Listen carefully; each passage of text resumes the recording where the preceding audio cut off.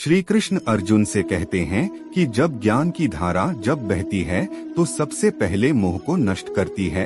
मोह को इसलिए नष्ट करती है क्योंकि मोह अज्ञान है। दुखों का एक कारण मोह भी है।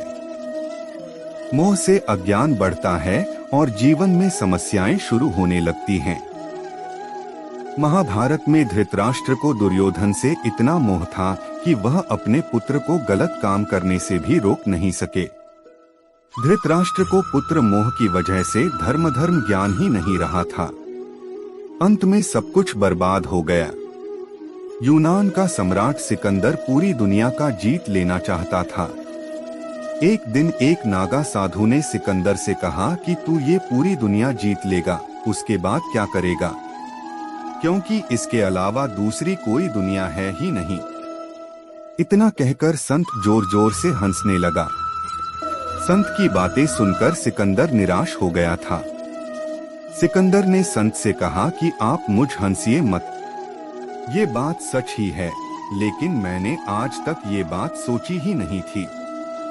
सिकंदर ने अभी दुनिया जीती नहीं थी, लेकिन जीतने के विचार से ही वह निराश हो गया था, क्योंकि दुनिया जीतने के बाद कोई और मोह नहीं बचेगा। सिकंदर ने संत से कहा कि आप हंस क्यों रहे हैं?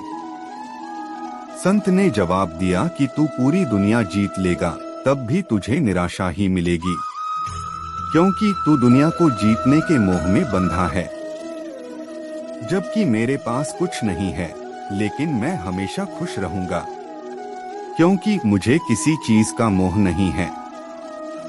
मोह की वजह से जीवन में दुख ही आते हैं। मोह घर परिवार से हो सकता है, सफलता का मोह हो सकता है, सुख सुविधा और मान सम्मान का मोह का हो सकता है। जहां मोह रहेगा वहां दुख तो आएगा ही।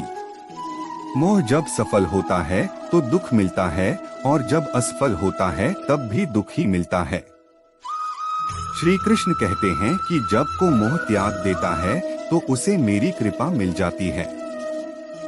मोह रहित व्यक्ति परम आनंद प्राप्त करता है।